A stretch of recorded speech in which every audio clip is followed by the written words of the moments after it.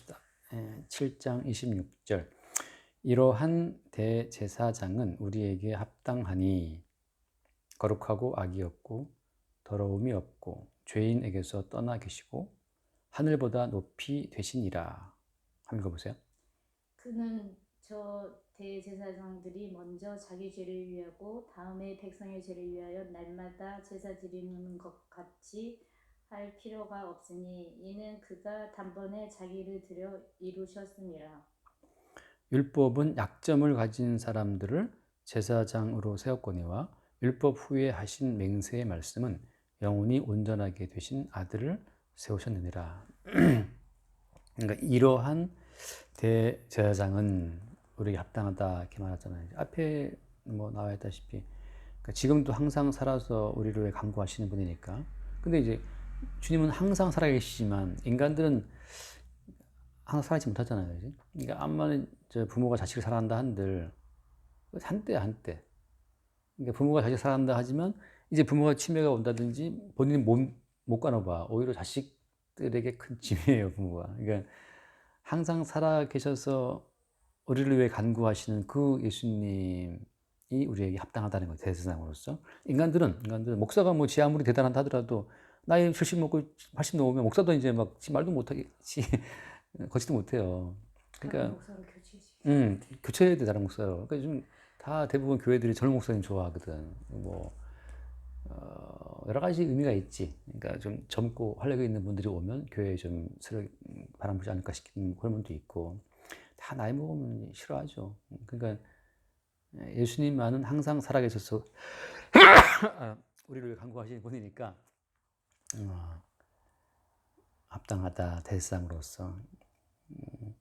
그리고 이제 그 뒤에 나오지만 거룩하고 악이 없고 더러움이 없고 뭐 이런 얘기 나오잖아요.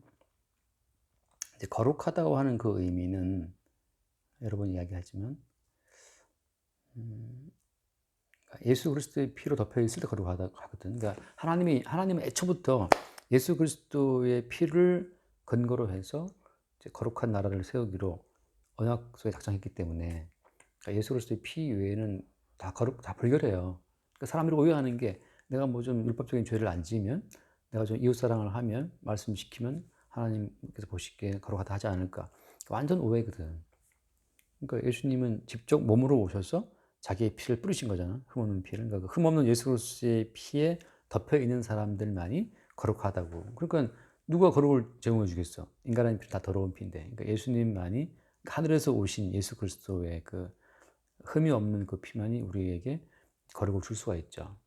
그러니까 다 마찬가지예요. 거룩하고 악이 없고 더러움이 없고 죄에서 떠나 계시고 이 모든 기준 자체가 다 예수 그리스도를 중심으로 새롭게 형성되는 가치관들이거든. 그러니까 아직 명확하게 예수 그리스도의 십자가의 피만이 거룩하고 악이 없고 더러움이 없다 이런 기준이 서 있지 않으면 자꾸 사람이 자기의 행위로 거룩을 시도하고 자기의 행위로 악이 없는 선을 추구하고 자기 행위로 더러움이 없는 삶을 추구하거든.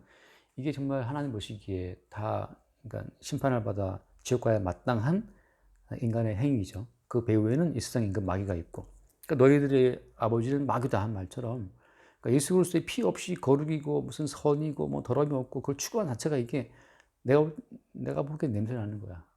그러니까 오늘 양심적인 크리스찬들, 양심적인 뭐 그런 분들이 자꾸 성결한 삶, 윤리적인 삶, 뭐 그걸 추구한다 그러는데 정말 인간의 본질을 모르는 거죠. 속된 말로 사랑 안 맡긴다잖아. 사랑 안 맡긴다. 안 맡긴다는 것도 맞아. 근데 성경적으로 말하면 어떤 거예요? 하나님께서 모든 사람들을 불순종 가운데 갖다 주셨다. 그 로마서 11장 32절 말씀이나 또 아까 말한 것처럼 성경이 모든 것을 죄 아래 가뒀다. 그거랑 마찬가지거든. 그러니까 아까 전에 갈라디아서 같은 경우에만 해도 성경이 모든 것을 죄 아래 가뒀다 하잖아요. 그러니까 여기서 모든 것이라고 말할 때는 사람만을 포함하는 게 아니잖아. 그러니까 사람만이 아니라 모든 만물이 다 하나님 보시기에 불결해요. 그러니까 하나님이 에덴에서 인간을 추방한 다음부터는 그 인간으로 말미암아 모든 만물이 저주받았잖아요. 그러니까 지금은 모든 게 다 불결하다고. 그러니까 우리가 로마서 8장에서 그런 말 하잖아. 로마서 8장 19절 말씀에 보면 19절 피조물이 고대하는 바는 하나님의 아들들이 나타나는 것이다. 20절 피조물이 허무한 데 굴복하는 것은 자기 뜻이 아니요 오직 굴복하게 하시는 이로 말미암습니다. 결국 하나님께서는 모든 피조물도 허무한 데 굴복하도록 그렇게 뭐랄까 가둬두신 거죠. 가둬두신 거예요. 그러니까 인간만 죄에 가두신 것이 아니고 인간으로 말미암아 모든 만물을 다 죄 아래 가뒀어. 그래서 그 21절 한번 읽어봐요. 21절에 그 바라는 것은 피조물도 썩어짐의 종로로 한 데서 해방되어 하나님의 자녀들의 영광의 자유에 이르는 것입니다. 피조물이 다 이제까지 함께 탄식하며 함께 고통을 겪고 있는 것을 우리가 안다. 그러니까 피조물도 지금은 다 죄 아래 고통을 받고 있어요. 그러니까 뭐 젖소도 힘들고 뭐 개도 힘들고 뭐 집에 있는 반려견 힘한데 다 힘들어요. 모든 만물이 다 험먼데 굴복하고 있고 탄식하고 있고 고통을 겪고 있다고. 그러니까 이건 하나님께서 모든 것을 죄 아래 가뒀다는 말씀처럼 지금 모든 게 죄 아래 있거든. 그러니까 이 죄 아래 있는데 여기에서 뭔가 인간이 노력하고 뭐 세계 평화를 위해서 노력하고 뭐 이웃 간의 합을 노력하고 그러면은 좀 하나님 보시기에 거룩하지 않을까? 그게 천만의 말씀이라는 거지. 하나님이 가둬뒀는데 뭘 본인들이 뭐 무슨 뭐 노역 뭐지 그거를 뭐 이제 뭐라 그러나 우리 옛날로 치면 뭐 품앗이처럼 둘의 말을 하고 뭐 공동체를 만들고 하면은 그럼 이런 탄식과 저주가 사라지냐고 그렇지 않거든요. 오히려 그거 자체는 복음을 가리고 십자가의 복음을 가리는 거지. 십자가의 복음 떠나서 인간들끼리 어떤 거룩함을 만날 수 있다고 생각하는 그게 십자가의 원수라고. 그러니까 내가 볼 땐 십자가의 복음 이외에 무슨 공동체를 만들고 뭐 인간들끼리서 돕고 살아가는 뭐 그런 배를 만들고 하는 그 자체가 나는 내가 느끼기엔 저건 십자가의 원수다 그런 생각을 하는데 그게 또 오늘 기독교 내에서는 또 막 칭송을 받고 그 뭐 새로운 대한 공동체니 뭐 어떠니 뭐 정말 지금 이 시대에 꼭 필요한 뭐니 그러는데 난 별로 그게 동의가 안 되더라고. 아니 그러면 공동체를 피하면 거기에 탄식이 없고 썩어지면 종로를 하는데 벗어날 수 있냐고. 주님이 모든 걸 죄에 가둬놨는데 공동체를 피하든 무슨 수도원으로 뭐 피하든 뭐 어디 기도원으로 피하든 아니 뭐 돈의 그런 성으로 뭐 피하든 권력으로 피하든 다 거기 다 똑같이 탄식과 썩어짐이 따라오거든 있거든. 주님이 죄를 가둬놨는데 아파트 살면 뭐 행복이냐고. 아파트 사도 싸우고 그러는데 참 그러니까는 그래서 23절 말씀 그뿐 아니라 또한 우리 곧 성령의 처음 익은 열매를 받은 우리까지도 속으로 탄식하며 양자될 것 곧 우리 몸에 속량을 기다린다. 그러니까 우리 몸이 헬스를 하고 뭐 좀 기분 좋을 수 있죠. 근데 결국은 우리 몸도 썩어짐의 종로로 타게 되고 굴복하게 되고 허무한데 여기 말씀처럼 허무한데 굴복하고 썩어짐의 종로로 타고 그다음에 탈식하고 고통을 겪고 이게 다 지금 피조물의 상태를 말하고 있는 거거든. 그러니까 인간만이 아니라는 거. 성경이 모든 걸 죄 아래 가뒀어요. 여기서 인간이 어디 피할 곳이 있다 없다는 거지. 어디로 가면 뭐 거기에는 썩어짐이 없고 허무가 없냐는 거지. 자꾸 사람들이 뭐 공간을 만들어서 거기서 좀 피해보려고 하는 그게 난 저게 참 십자가 복음을 진리 아닌데 저런 걸로 무슨 대안이 어떤 대안 공동체니 뭐 자체가 내가 볼 땐 좀 웃기더라고. 그래 도망가면 거기에 허무가 없냐, 썩어짐이 없냐 말이지. 차라리 우리는 그러니까 주님 어디 가도 피할 데 없이 우리는 허무한 데 굴복하는 거고 그 허무한 데 굴복할 수밖에 없는 그 상황을 천사들이 와서 정밀하게 우리를 압박해갖고 가서 알게 하시거든. 어디로 가도 아파트를 사도 거기에도 허무함이 있고 썩어짐이 있고 아파트에 살면 안 죽나? 아니거든 그게. 거기 갈등이 있고 똑같아요. 그러니까 우리는 그걸 이제 이 세상 진실을 모든 것을 죄 아래 가뒀다고 하는 성경이 말씀하시는 그 진리를 삶 가운데 아는 거지. 어디를 가나, 어디 있으나, 지금 죄 아래 갇혀 있구나. 그러기 때문에 어때?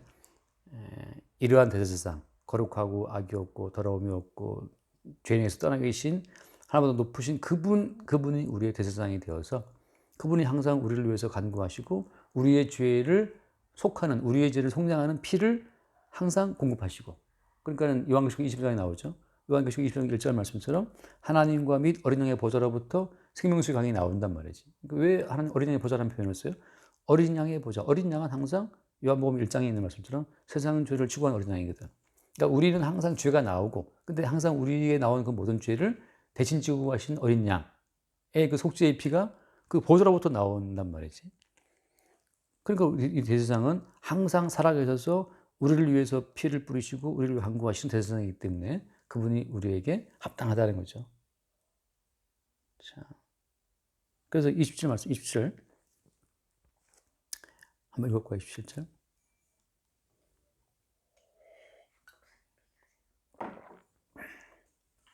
그는 저 대제사장들이 먼저 자기 죄를 위하고 그 다음에 백성의 죄를 위하여 날마다 제사 드리는 것 같이 하잖아요. 그러니까 모든 인간들은, 인간 대제사장들은 먼저 뭐예요? 먼저 자기 죄를 위한 속죄제를 먼저 드려야 돼요. 그 다음 백성의 죄를 위해서 제사를 진행하거든. 모든 인간 제사장들은. 그러니까 이거 보면 그렇잖아요. 목사들은 대단한가? 천만의 말씀.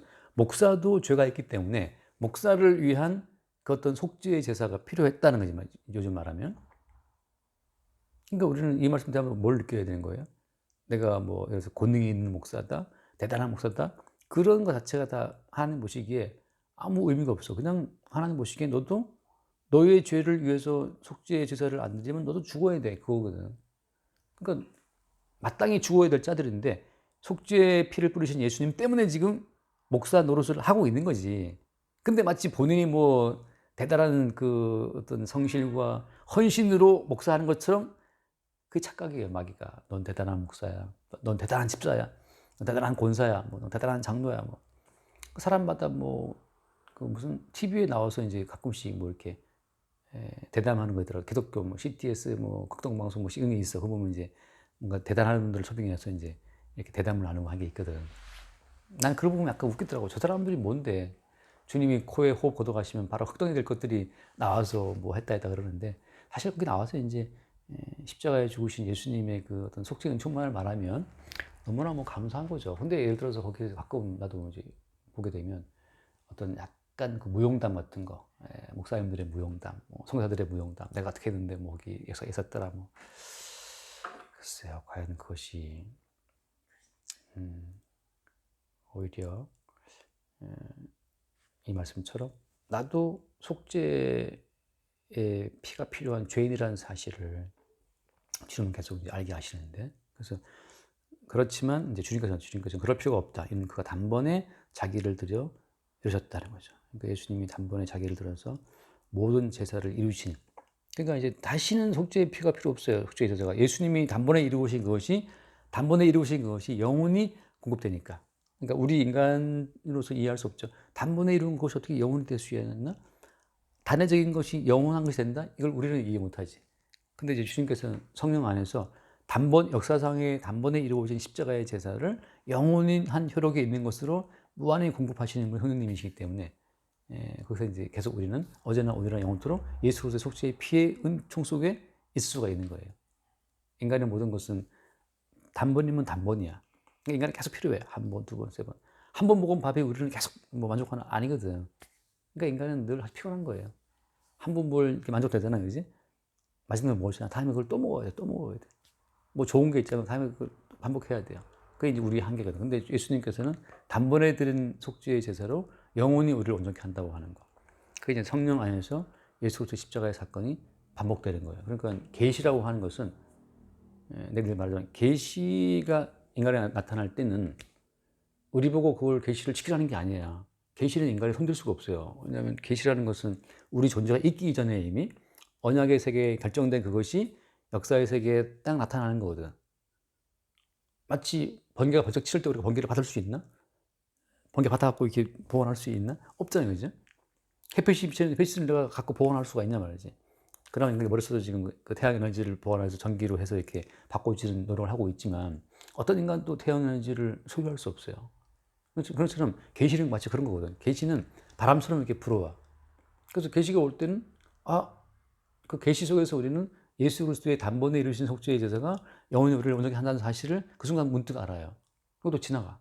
그러니까 바람이 불면 시원하네 아는 것처럼. 그다음에 바람을 잡을 수가 있나? 어디 갔지? 또 까먹어. 그것도 막 바람 없는 것처럼 막 살아. 그래서 갑자기 또 산 위에서 부는 바람 시원하면 부르면 또 바람이 시원하고 난 것처럼 우리는 뭐 돈벌이하고 뭐 가족이랑 살고 뭐 하고 뭐 막 살고 있다가 갑자기 성령이 바람처럼 불어오면 맞아, 내가 내 힘과 내 지혜가 아니고 주의 은총으로 내가 사는구나를 또 문득 깨달아요. 그때 진짜 시원한 바람 하고 이제 한 것처럼 그 바람 속에서 자유를 얻고 평강을 얻어. 주의 은혜로 내가 지금까지 사는구나를 또 잠깐 알아. 그래서 또 까먹어 또 막 해요. 그래서 항상 계시는 우리가 소유해서 율법화해서 지킬 수 있는 것이 아니야. 계시에 우리 인간의 지분은 없어요. 계시의 세계에서 단번에 자기를 들여 영원히 온전케 하신 그 예수님의 은총이 우리에게 나타날 때 그때 딱 뭘 아냐면 내가 내 힘과 내 지혜에 의존하고 살았구나를 문득 알면서 내가 살아온 내 모든 삶의 기반이 예수님의 대신 주오신 은총이 있었다는 사실을 그때 알면서 이제 자유와 평강을 누리는 거죠. 그러니까 그거를 어떤 목사가 그거를 지가 소유해 갖고 이따 받아라 할 수 있냐고. 선생님께서 주체가 되어서 인간 목사를 통해서 역사하실 뿐이지. 근데 선생님께서 역사 안 하시면 할 수 없어 인간이. 근데 마치 목사가 뭐 지가 뭐 성령을 뭐 전세 낸 것처럼 말이지. 성령을 받아라 어쩌라. 네가 뭔데 성령을 받아? 성령을 그러니까 뭐 더 센 놈이야 성령보다. 그런 짓거리들을 한단 말이죠. 그러네. 성령도 아니나 막이네 막이. 그렇죠. 막이죠. 오히려 가만히 있고 싶은데 성령께서 나를 통해서 어떤 말씀을 하게 하시면 그것이 역사를 일으키거든. 그 구약만 봐도 그렇잖아. 엘리야 같은 경우에도 산 위에 앉아 있는데 그 무슨 왕이지? 그 왕이 군대를 50부장 보낸단 말이에요. 근데 엘리야가 말 떨어지자마자 다 죽어버려. 하늘 불 떨어져가고 하늘 불 떨어져 다 죽여버리거든. 그 50명 군사와 50부장을 한 번 죽었어. 다음에 또 왔어. 내려와라. 그러니까 또 엘리야가 또 한마디 하거든. 또 불 떨어 또 다 죽여버려요.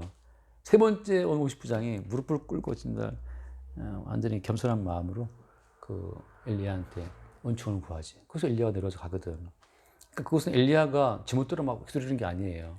주님이 보이지 않는 주님의 그 살아계심을 엘리야를 통해서 나타내 보이신 거지. 그러니까 보이지 않는 주님이 그냥 엘리야를 통해서 당신의 살아계심을 보이신 거란 말이에요. 그게 이제 모든 제사장들과 선지자들과 사도들의 역할이거든. 베드로가 말한 것처럼 내 개인의 경고는 아무 쓸데가 없어. 근데 예수 그리스도의 이름이 보이지 않는 예수의 이름이지 보이는 베드로를 통해서 그 주의 살아계심을 나타내 증거하신 거란 말이지. 베드로는 그걸 알지. 이건 보이지 않는 주님이 보이는 나를 통해서 보이지 않는 주님을 증거하신 것이다 하는 걸 알고 그걸 그대로 고백하거든 베드로가. 그래서 베드로는 성령의 사람이고 주의 사람인 거죠. 근데 뭐 내가 불의 종이고 뭐 내가 능력의 종이기 때문에 뭐 받아라 하고 뭐 옛날에 많이 그랬거든. 요즘에는 별로 없는데. 물의 종은 없어. 불의 종은. 그렇지. 물의 종은 없더라고. 물태우는 있어도 말이지. 그래서 그 단번에 모든 걸 완성하신 예수 그리스도의 그 성취의 효과가 영원히 살아서 자기의 백성들을 지키고 보호한다고 하는 거. 마치 지금 하늘에 태양이 떠 있지만 그 태양의 유효기를 얼마든지 있지만 사람이 몰라요. 계속 태양은 폭발하면서 인간에게 뭔가를 주고 있단 말이지. 그러니까 언제적 태양인데 요새까지 조선시대 때, 고려시대, 뭐 몽고 제국 때 계속 태양은 있었단 말이에요.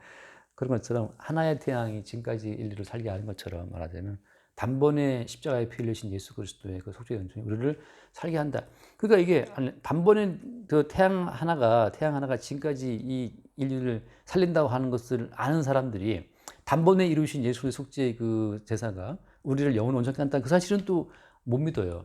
그냥 그 성령의 은총으로만 가능한 거니까.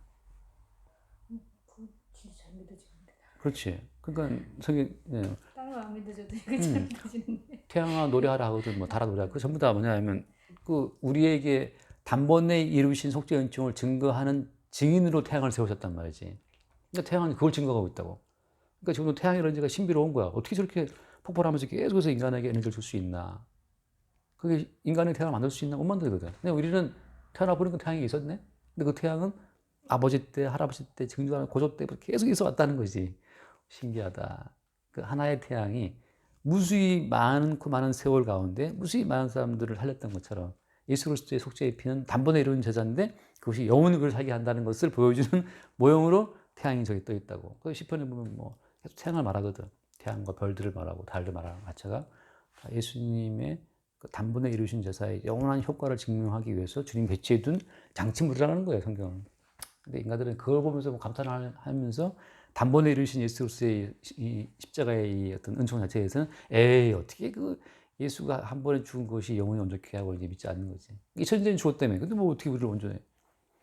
2000년이 아니라 지금 수만 년 동안 태양에 떠서 우리를 살게 하고 있는 것은 사람들이 끄떡끄떡하지만 단번에 십자가에 죽으신 예수의 은총이 우리를 살게 한다는 것에 대해서는 못 믿는 거지. 근데 그 샤표는 주의 은총이에요.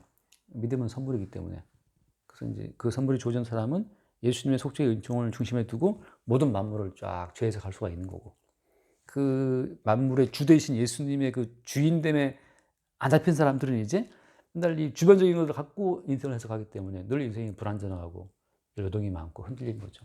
지중심으로 살다 보니까 지가 나중에 치매 오고 병들어 그럼 선생같이 망하는 것처럼 아무 남는 게 없지. 근데 우리는 이제 만물의 주님이 주님이기 때문에 그냥 그 주님 안에서 그냥 병들어서 그냥 흙으로 가도 괜찮아. 주님께서 그렇게 말씀하시고 주와 함께 죽었은즉 또한 주와 함께 살 줄을 믿는다는 말씀처럼 그렇게 죽으면 주와 함께 사는 거지 주님 안에서. 그러니까 우리는 죽는 것도 주님이 죽이시는 거고 죽은 다음에 어때요? 주님이 또 살리시는 거야. 그러니까 여기서 이제 지 멋대로 죽잖아요. 다 지옥행이에요. 유다가 지 멋대로 목매잖아. 이게 지옥이라고. 근데 베드로는 비록 예수를 3번 부인한 부끄러운 몸이지만 어때? 주님이 살게 하시면 사는 거지. 그럼 맨날 그 나는 예수를 3번 부인한 배반자라는 그 닉네임을 갖고 사는 거야. 가는 곳마다 야, 내 힘과 내 지혜로는 나 예수를 버린 인간이야. 근데 주님이 찾아와서 나 살렸다. 그 용서하시고 찾아오시는 예수의 은총을 증거하라고 베드로로 하여금 부인하게 한 부끄러움을 안고 있는 거거든. 가늠하다 잡힌 여자? 왜 가늠하다 잡힌 가늠이라는 그 부끄러움을 안고 용서하신 예수를 증거하는 거고. 다윗 같은 경우에 바세바 사건 그 부끄러움을 안고 용서하신 예수를 증거하는 거라고. 그러니까 우리한테 자랑스러운 삶, 말씀대로 산 삶을 근거로 해서 예수를 증거하라는 게 아니라고 성경은. 우리는 맨날 간음자고 창녀고 우리는 살인자고 우리는 사기꾼이야 야곱처럼. 남들이 속여붙이 막 리액션 해주면서 막 어머 대단하시다 그러는데 다 거짓말, 거짓말 치고 있어. 근데 그렇게 우리는 우리의 죄인됨을 깔고 용서하신 예수를 증거하는 용도로 부르심 받은 거지. 우리의 완전함 위에 서서 예수를 증거하면 우리 완전함이 드러나 버려요. 사람들은 우리 완전함을 주목하거든. 그러니까 우리는 단번에 용서하신 예수의 은총을 증거하기 위해서 오늘 또 우리는 죄인됨을 들키는 식으로 가는 거죠. 끝에 28절 율법은 약점을 가진 사람들을 제사장으로 세웠거니와. 그러니까 율법은 일단 전제가 뭐냐 하면 율법은 너 약점이 있기 때문에 너 나이 먹으면 은퇴해야 돼. 나이 어리면 못해. 제사장 역할을 하면 30 나이 먹어야 돼. 그다음에 30년 동안 30세 되면 이제 제사장으로 이제 실제 일을 할 수가 있고 그전에는 견습이거든. 그다음에 50인가 넘으면 은퇴해야 돼요. 정확한 나이 까먹었는데 50 넘으면 이제 은퇴해야 돼. 이제 나이 늙은 놈들 가서 이제 이렇게 뭐 떨고 하다가 다 사고 치기 때문에 다 아웃이야. 왜냐하면 약점이 있고 늙고 항상 있지 못하기 때문에. 그래서 율법은 기본적으로 약점을 가진 사람들 제사장으로 세워요. 그 말은 무슨 말이냐? 모든 인간은 율법 가운데 약점이 다 있다고. 그런데 율법으로 완전함을 추구한다?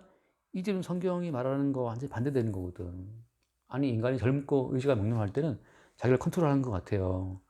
근데 좀 약간 나이도 먹고 이제 막 그럼 막 방구도 묶인다고 내 아는 목사님들은 방구 빡빡 끼고 그러는데 이게 관략근의 통제가 안 되는 거지. 그것처럼 인간이 나이 먹으면 의지든 뭐든 다 통제가 안 돼요. 약점을 드러낸다고. 그러니까 율법이라는 것은 집요하게 파고 들어오잖아. 결국 우리 약점이 다 드러나. 근데 무슨 본인이 말씀을 지킨다고 그렇게 자기를 속이냐고. 천사들이 미리 와서 우리를 압박해갖고 약점을 다 까발려. 다윗처럼, 야곱처럼. 그때 우리는 우리는 약점이 있구나. 그래서 우리는 하나님 보시기에 온전함에 이룰 수 없다는 사실을 알게 된다고. 그래서 이것은 율법은 약점 가진 사람 제사장으로 세웠거니와 그다음에 율법 후에 하신 맹세의 말씀은 영원히 온전하게 되신 아들을 세우셨다. 참 이게 율법 후라는 말. 율법이라는 것이 율법 전과 후가 언제 나눠져요? 율법 후라는 말을 왜 쓰는 거지? 율법이라는 것은 예수님에 의해서 완성됐기 때문에 예수님이 율법의 1.1을 완성하시고 나서 이제 율법으로 하나님께 나가려는 모든 시도는 이제 종결됐다고 이제는. 율법으로는 죄를 깨달은 것 뿐이고 이제는 율법 외에 다른 의의 길을 주님이 열었단 말이지. 그게 율법 후거든. 율법 후에는 이제 율법 외에 다른 의의 길로 출입하도록 주님이 만들어놨는데 요즘도 인간들이 율법 외에 다른 그 준비해 놓으신 의의 길을 그 길을 거둔다고 말을 하면서 그래서 율법적인 통로를 통해 자기 의를 추구하거든. 그러니까 율법으로 자기 의를 추구하는 건 다 사기꾼들이고 주님 보시기에 저주받은 거예요. 그러니까 내가 안타깝게 생각하는 건 예수를 믿는다고 말을 하는데 하는 꼴을 보면 그래서 율법으로 의를 추구하고 있거든. 네가 정말 십자가에 죽은 예수를 믿고 그 예수를 믿는 그 믿음으로 하나님이 주어진 다른 의의 길, 예수를 믿는 믿음으로 주어지는 그 의의 코스가 들어왔다면 율법으로 주어지는 의의 길을 갈 수 없어 정상인데 예수를 믿는다고 말을 하면서 하는 행동은 율법으로 의를 추구하지? 나는 그 모습이 너무 많이 보거든. 이분이 복음을 알긴 아는 건가? 왜 예수 믿는다 말하면서 율법으로 의를 추구하고 앉아있지? 하나님 율법 외에 다른 의의 길을, 다른 의를 준비해놓고 그 길을 오라고 우리를 부르고 있는데 당신 왜 입술로는 다른 의를 예수를 믿는 믿음의 의를 한다고 말하면서 행동으로는 율법의 의를 추구하느냐. 그게 이제 가끔 보면 항상 좀 그런 분들이 많이 있더라고. 그러니까 지금 율법 후에는 예수 그리스도를 영원히 온전하게 딱 세워줬다고 그 아들을. 그러니까 우리는 항상 율법의 의로 하나님 갈 수 없는 우리의 무익함을 보면서 하나님이 준비해 놓으신 율법의 다른 그 의의 길, 예수 온전하게 되신 대제사장이신 예수께서 만들어 놓으신 그 길을 항상 그렇게 바라보는 거죠. 그러니까 율법의 의로 추구하다가 다른 것도 맞고 아니다 하고 다시 그리스도 예수께 준비해 놓으신 의로 딱 돌아오게 되는 이 터닝 포인트가 없다면, 줄 때까지 율법으로 의를 추구한다면 의심스러운 사람이죠. 과연 십자가 예수를 만난 사람 맞나? 그런 의심을 하지. 근데 십자가 예수를 만난 사람들은 고백할 수밖에 없어요. 율법의 의를 추구하다가 결국 나는 아닌 걸 알았다는 걸. 바울처럼 율법으로는 죄를 깨달음이다. 율법으로 무덤집을 막는다는 것처럼 사도 바울이 쭉쭉 달려가죠. 그러다 이제 딱 부딪히고 나서 알았잖아. 무덤집을 막고 내가 오늘 하나님 보시기에 죽어 마땅한 죄인이라는 사실을 알았죠. 율법으로는 죄를 깨달음이다. 율법으로는 무덤을 막음이다. 저주 아래 있으면 알게 합니다. 당연히 십자가 열어놓으신 새로운 의의 길로 딱 이렇게 터닝 하게 되죠. 그게 없다면 뭔가 이분은 십자가의 예수 율법 외의 다른 의의 길을 아직 접하지 못한 분 아닌가라는 의심을 하게 되죠. 그래서 오늘 말씀처럼 영혼이 온전하게 되신 그 예수 그리스도 그분의 대속의 은총으로 산다고 하는 걸 또 새롭게 보게 되고 그분 앞에 우리가 서서 그분의 의를 덧입어서 영성을 누리게 되는 거죠. 이거 합시다. 주님 감사드립니다. 주님의 의로 살아갈 수 있도록 늘 인도하여 주시고 참으로 우리는 주 앞에 죽을 죄인임을 깨닫게 하시니 감사드리고 주님께서 참으로 그걸 깨닫게 해주심으로 말미암아 오직 구속하신 주님의 은혜를 바라볼 수 있도록 늘 인도해 주시니 감사드리고 우리 주 예수 그리스도 이름으로 기도드립니다. 아멘. 지금 단번에 거룩하고 의로운 당신의 몸을 들이심으로 영원한 구원의 근거를 마련해 주시고 날마다 매 순간마다 그 속죄의 피를 우리 가운데 뿌리시고 지금도 우리를 대신하여 중보 기도하심으로 말미암아 우리를 주님의 의로 살게 하시니 감사합니다.